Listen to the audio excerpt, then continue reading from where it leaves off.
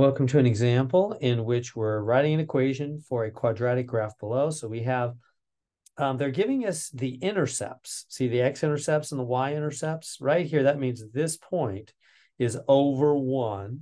You know, like I say, it's 1, 2, 3, that kind of thing. And this point is back -3. You know, like -2, -1's right here. So, you know, this point, and then this one is up 2, 1, 2. Right, it's up there at 2, right, like that. So we have the 2 x-intercepts, you know, right there, and we have the y-intercept right there. Okay, so how can you come up with the equation of a parabola when they give you the intercepts? Well, right there's the answer. You just got to click that little button. No, I'm just joking around. So mine, it's already telling us the answer, but obviously, how do you get that if it's not already there? Let's go to the notes. So here is the notes.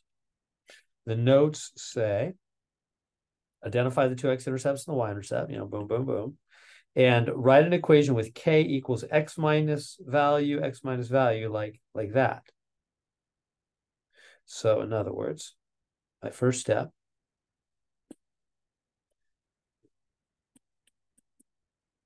number 1, is y equals k x minus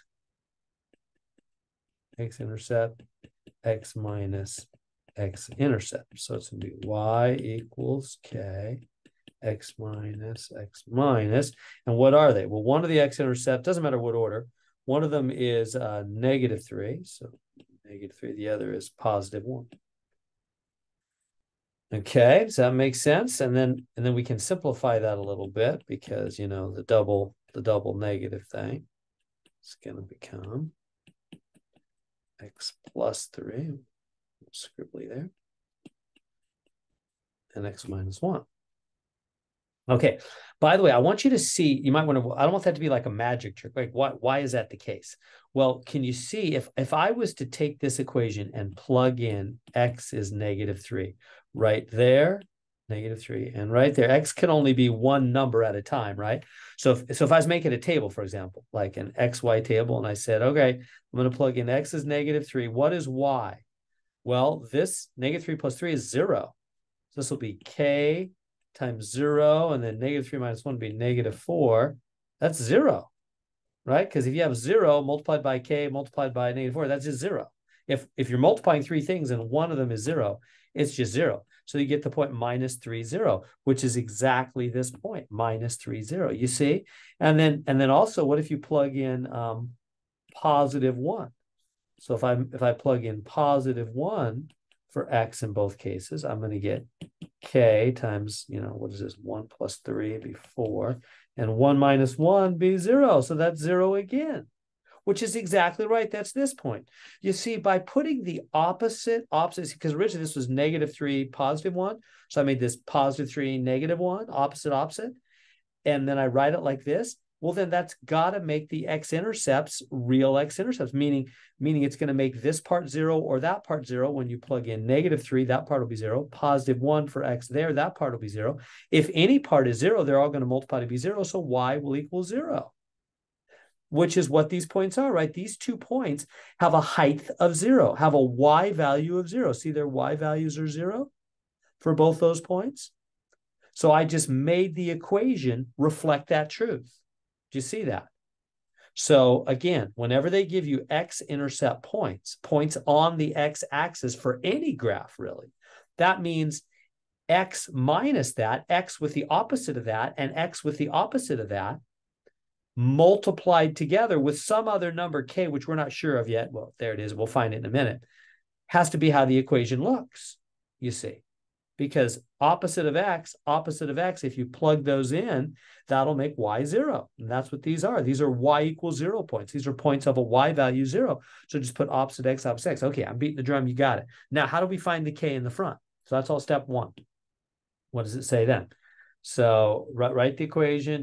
Now find k by plugging in a new point, the y-intercept or any other point you want. I'm going to plug in the y-intercept. So step number, they call it 3 or whatever. Step 2. Plug in the y-intercept point, And what is the y-intercept point? Right there. 0, 2. This point right up here. 0, 2. Because we know that's a point on the graph, right? It's on the U-shaped graph, so it's got to make the equation true. So if I take the equation as we have it so far, bring it down here, y equals k, x opposite of -3 and opposite of +1. We know that because those are x-intercepts. Now 0, 2, meaning this is an x value, this is a y, so plug in 0 for x, and at the same moment, 2 for y. So 2 equals k.